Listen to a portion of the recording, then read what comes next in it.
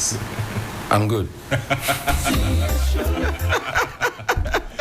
Oh, goodness. Let's start with the Custodian newspaper on the front page. It says, let's work hard to improve lives. The finance minister to staff of the finance ministry. There's also... he's already met with staff? Oh, yes. Staff Deba? He has. Just like a lot of the others have also... when Koku went to the NIA, the conversations that ensued that he was speaking with the staff with his hands in his pocket, body language and all of that. Anyways. There's also be cautious. That one to Wahala. Oh yes, people were not too happy about it. People on social media were reacting quite angrily. That he's just a small boy. And he should speak with some levels of respect to people who may be older than him. Granted that you are now leading the team, you should not put your hands in your pocket and speak to you.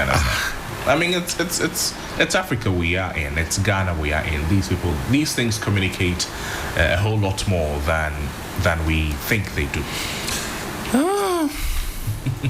They say communication is a two-way street. Yeah. What I say, what you think you have heard may not be what I have said. Be cautious in airing grievances. Fatima Tutu, NPP leaders, and the big story on the front page of the Custodian newspaper. Baumia's digital economy agenda gets global support. The story is on page 3. Also, Zoom Lion Anest YEA Weka. Zoom Lion Anest YEA Weka. If you didn't go to a good school, you cannot say it. John Jinapo, others hope in the energy sector. The News Center newspaper, Bamia to highlight governance, ethical leadership, integrity in Nigeria today. Also, government to prioritize prudent fiscal management coming from Dr. Atofo, the finance minister. University of Ghana's 20% whole fee hike sparks outrage. And the big story is Lodina influencing Mahama's appointments, seething discontent within rank and file of NDC rising. Take that again. Is Lodina influencing Mahama's appointments? The story is on page 2 of the paper. Let me read you some. News Center. Yes, the News Center. It says anger is swelling within the rank and file of the National Democratic Congress over suspicions that First Lady Lodina Mahama wields significant influence over key appointments made by President John Dramani Mahama. Party insiders and foot soldiers alike are reportedly seething, alleging that decisions are being shaped behind the scenes by the First Lady. On the back of the rising anger of notable NDC members yet to be appointed to office, the suspicion threatens the unity of the government and the party. Sixtus. Somebody. Why are you surprised? Somebody has influenced the husband. That one too trouble.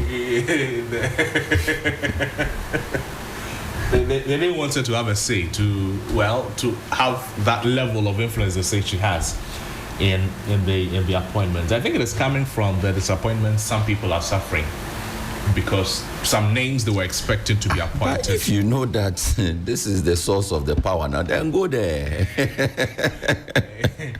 Dr. Aristide told a story. So he said one day he was with a family, a man and a wife. They wanted to get him a vehicle. And then his people were with a man, like the people they were following the man. And then he was with a woman at the garage. There were some space between them. And then his people were telling him that, oh, Papa, come and follow the man. The man is the one going to buy the car for you. Come and follow the man. He said, relax. I'm with the woman who will make the decision.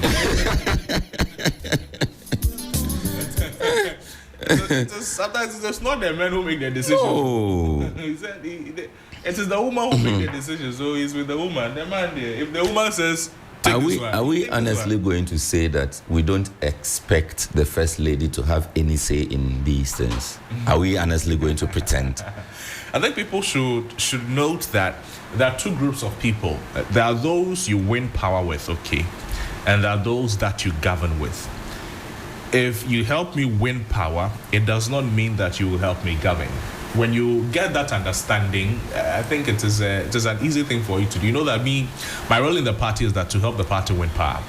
If I build some capacity enough, then I could translate into helping the party govern. But if I don't have the capacity yet, I should know that there are two groups of people: win power with some, govern with some. If you understand that, Charlie, you will not be complaining about appointments. What papers do you have, Sisters? I have 3 of them. The Daily Statesman is number 1. We are not in Banana Republic. Asante Hene says, change of government, not license to misbehave. So those who are going around seizing things in the name of change of government, be careful. More headlines on the Daily Statesman newspaper. WEF. Digitization catalyst for economic transformation. New NSA boss targets greater achievements. Montaka is quoted here: "We take our peace for granted." And former information minister, and we rise and fall together. Fats Matsu urges MPP not to wash dirty linen. Was she deputy information? At a point, yes. No, but she ended as information. Why is the paper taking her back? They're taking her to back. Oh. All right. Today newspaper, my appointments are based on merit and competence. President Mahama is pictured here as saying so. And the story is said to be on page 3. I will check it out. Government gives SHS heads green light to procure essential food items to feed students. We didn't know anything about Akufo-Addo's statue, Western Region Chiefs. Can we just let this matter die? They didn't know anything. What does it mean? Let me go to page 2. That is, if the story is there. It's becoming characteristic of some of the papers. Okay, so the story by Simon, depending on which school you went to, Ahinsa. The paramount chief of Lower Discoff, Nana Akwesi Agyemang IV, has refuted claims by former Western Regional Minister Kobina Ochredako Mensah that the chiefs of the Western Region donated the controversial Akufo-Addo statue mounted in front of the Ifya and Kanta Hospital in Sekondi. The statue was unveiled during the former president's thank you tour of the region in November. Speaking to a Takoradi-based radio station, which was monitored by Today, Nana Akwesi Agyemang, who was present during the unveiling, clarified that he was unaware of the statue's existence and was ambushed by the regional minister. And so he was unaware and was ambushed. So they say, "Oh, Nana, new hospital, no, Nana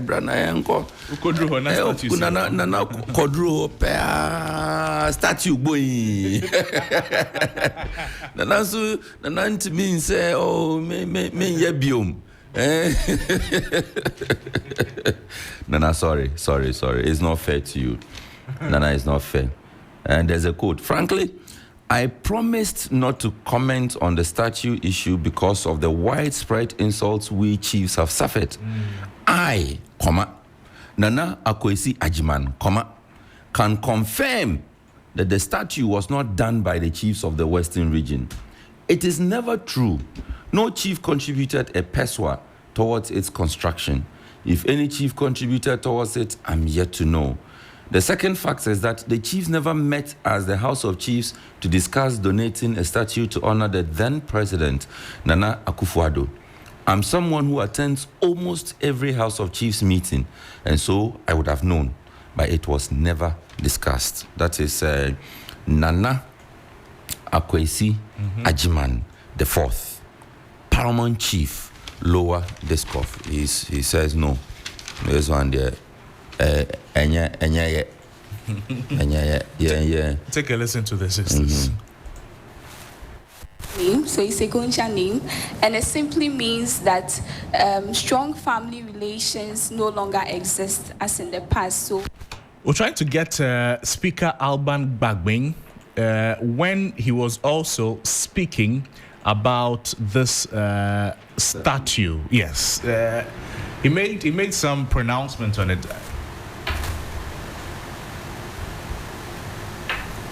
The play doesn't want to play. It will play.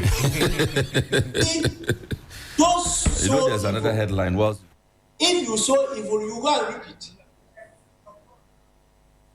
In any case, when you are alive, it's not advisable to build a statue for yourself.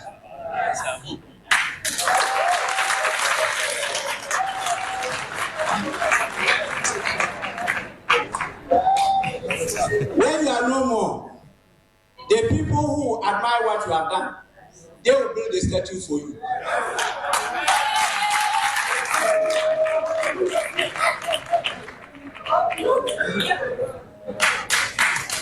We will do all we can to stop the moral decadence. It doesn't help any person for us to have a lawless society. But please, leadership is to set the best examples so that others will follow. Sixtus. Shots fired. Somewhere you are alive. It is not advisable. It is not advisable to build a statue for yourself. Let me quickly run through this. But I was talking about President Mohammed's comment on his appointments and appointees. He says it's based on merit and competence. Right. He says that I'm trying to get a direct quote. I also recognized, and he said this on the thank you tour, that was to the Volta region. Quote, I also recognize the anticipation of appointments from this region, and as has been said so far, so far, so good. Let me assure you that your contributions and talents have not been overlooked. I do not doubt that people of the Volta region possess the resources and will play a pivotal role in shaping the future of our nation. The region has long been a victim of unfulfilled promises, but as I said, I assure you that this era of neglect will end under this administration. Well, not directly to what I was looking for. Okay, so it's here. It says that he underscored that the appointments will be based on key principles, saying, quote, appointments will be guided by principles of merit, competence, regional balance, gender equity, and availability to serve. End of quote. Listen, key principles that the president is being guided by: merit, competence, regional balance, gender equity, availability to serve. So there are 5 cardinal principles that are guiding the appointments we are seeing so far. So if you have not been appointed yet, you may want to revise your CV and just capture these keywords sure there. I am available from yesterday. Daily Democrat newspaper says that Dr. Atu Forsen assures Ghanaians of prudent fiscal management. Angela List Fingert. Angela List Fingert. You remember this name? In $8 million fraud at BCM International. Nungua Council seeks action against police-backed harassment. Kweyman Chief appeals to government over land cartels and police collusion. That is it for the Daily Democrat. And there's another one up there. The Defense Minister is being quoted, Dr. Omane Boama, innovative leadership. Dr. Omane Boama's strategic impact. I think that is an opinion piece. This morning, Charlie, my tongue is not... You need to drink tea. Are you sure it is tea I have to drink? With no sugar. Are you sure it is tea I have to drink? Because you like eating wache in the morning. That's why. The New Finder newspaper. Boost for maritime operations as GPHA commissions state-of-the-art multi-purpose vessel. Do we still have chief executive to GPHA yet? I don't recall seeing any. Any appointment yet? Any green letter issued to that effect? No, not yet. Public debt declines, but domestic debt rises. Sports in Ghana is dead. This is the Minister of State in charge of Government Communications, Ofosu Kwakye, speaking. And okay, so that is it for the New Finder newspaper. And finally, for me, you have the BNFT, Business and Financial Times newspaper. It is Africa's leading provider of business information. It says it is a great privilege to serve. It comes with the picture of Finance Minister Tuforsin in conversation with the General Secretary of the NDC and two others I'm unable to identify immediately. Finance Minister reaffirms commitment to quality expenditure, business dividend over readiness for after, and crypto framework needed now. GSS highlights alarming rise in risky adolescent sexual behaviors. This issue keeps coming up. It keeps coming up. Cross-border payments and trade promotion in Africa. Muntaka promises reforms in police accountability and public safety. We need this. We need police accountability. We need it. See, where a policeman deals with you and you practically have no recourse. No, it's not a safe system for us. Not at all. Some of them are using the uniform to misbehave. On the back page of the BNFT, Sylvester Mensah heads Ghana Export-Import Bank. Congratulations to him. He did a good job with National Health Insurance Authority. We hope to see more at the Export-Import Bank. Activa Foundation provides water to Breman Jamara City Waste Recycling Award School for creative solutions to environmental issues. Those are the stories on the headlines on the back page of the BNFT. The front page of the Ghanaian Times newspaper, thank you tour. President Mahama outlines development projects for the Volta region. Also, government supports Kantamanto fire victims with 1 million cedis. Comes with a picture of Julius Debra, the chief of staff with the Kantamanto fire victims, and some government officials. Also, technical committee to explore private sector participation in electricity distribution inaugurated. You go to the back page of the paper, there's some sports news. Kotoko Pip Karela to go top, as well as struggling Accra Lions defeat Midiama FC. The league table is Asante Kotoko is leading, I think with 34 points. Then it follows 33, 33, 32, 30, 30. Charlie, all 6 teams can win the league. All 6 teams, they can. After 18 games, the leading of the table is 34, then 33, another 33, then 32, then 30. You win one match, you lose one match. Charlie, I'll take you to the energy. The Daily Graphic newspaper. Financial Indiscipline rocks MMDA's 10-year audit reveals 242.84 million cedis in irregularities, as well as Dasibre Ekwiyamwa Boateng III takes oath as Kwewu Paramount Chief, and Quarter 1 Graphic Business Stanbic Bank breakfast meeting is tomorrow. President appoints Bessa White to head SIGA. Africa Prosperity Dialogues open January 30. To head which one? SIGA. I thought we were scrubbing that, you know. Oh, then it's not happening. Legon City secure crucial victory over Gold Stars. Kotoko jump to top spot with a narrow win. These are the stories that the Daily Graphic is reporting. Sixtus, where do we start from? Because you see all these state-owned enterprises, they come under ministries, right? Yes, they do. No, just to be sure, so that I don't mislead the listeners. But they come under, they are supervised by ministries. So when the SIGA conversation came up, we all were asking why we still needed it. You think we don't need it? I'm wondering. I'm wondering, really, because a lot of the, in fact, all. I'm trying not to. The SOEs are under direct supervision of ministries and ministers. Okay. I use the example of Jayhawk. When the Jayhawk troubles started and we kept speaking about it, the trade minister went there. Katie Hammond, when he took office as trade minister, went there. Okay. So, yes, they all come under direct supervision of ministries. Right. Okay.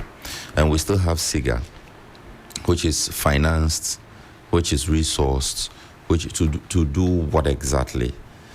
Okay, so I thought and hoped that the oversight it would be body established in the State Interest and Governance Authority to oversee and administer the state interest in state-owned enterprises, joint venture companies, and other state entities. You don't understand that? You don't like it. It's a definition of SIGA, but I'm saying that if we have the ministries and sector ministers doing these things, then do we need to have a separate authority dealing with it? You think it's a duplication?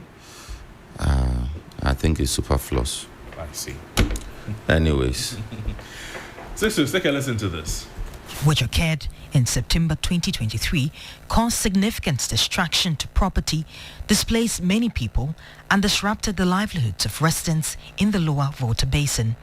The spillage led to the displacement of approximately 39,000 residents. 8 districts across 3 regions, Iswajaman, Shai Osudoku, North Tong, Central Tong, South Tong, Anlo, Ketu Municipal, Ketu South Municipal, 3FM and Dar East suffered severe 92.7. flooding. Acres of farmland were destroyed as well as property and businesses, with damages running into millions of Ghana cedis in the wake of the spillage. The Aswal MPP government, in its 2024 budget, earmarked 220 million cedis to support the relief phase for communities affected by the Akosombo spillage, as well as floods upstream in the Oti, Savannah, and Bonois regions. During the campaign period, ahead of December 7, 2024 elections, the then NDC presidential candidate John Dramani Mahama assured victims of the spillage that an NDC government will initiate a probe into the disaster and pay compensation to the victims. Addressing a gathering during his thank you tour of the Volta region in Ho on Friday, January 24, President Mahama assured victims of the Akosombo Dam spillage that they would be compensated. During my campaign, 3 pressing concerns were brought to my attention: the sea defense project along the coast of the Volta region, the Keita Ports project, and compensation for those affected by the spillage from the Akosombo and Pond dams. We will also ensure that victims of the Akosombo Dam spillage are adequately compensated and that measures are taken to prevent such disasters in the future.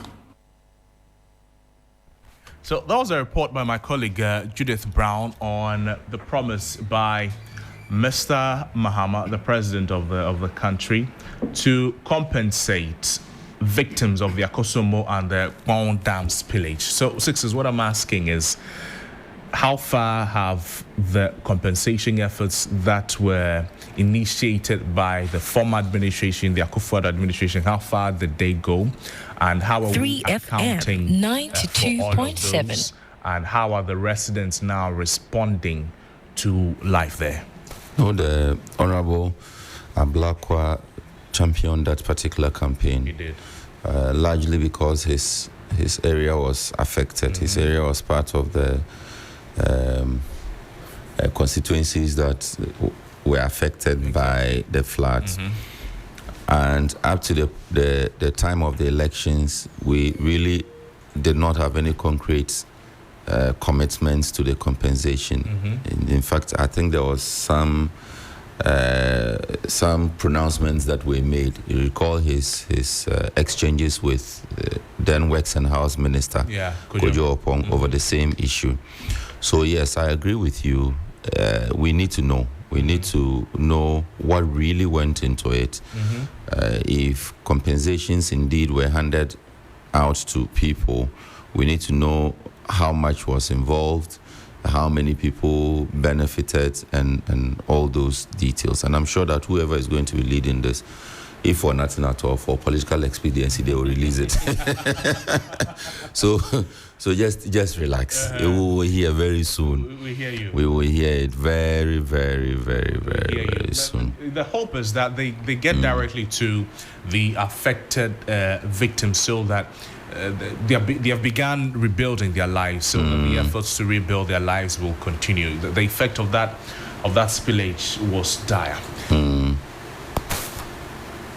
Mama mi bia mama fampa manu na meka kama bra bom sensem bi ummem a wo de menhwe manu na meka ta na pa nya asem bi me peka kada bi o me mpani bu mu na me fie kwan wa da chia asem ti ge bia me don me hia no adum ne ho adwendwen ti na me budidi me show the love so am pemeda me de no ma me god so am peneda wo kama no me kijo to me ntumu na wo den sa me peto so me nkomeda wo yen kana mani obe na ma me na nante de se me tuba odo di mani nti master di na me de na chi ko fie me ya pa me awi me so me tuwe me ya you ni me sida go for the daddy aba me forget you obi na me friend face straight you know na me de me be a plane the papa say the many osi hey abranti they like of him we brave also a best say be my dear some me papa na kwanda afoka. And we apologize for the lack of Johnny's bite this morning. Johnny Hughes will be back tomorrow to sink his teeth into national issues. But this is still Sunrise on 3FM 92.7. We're back right after these.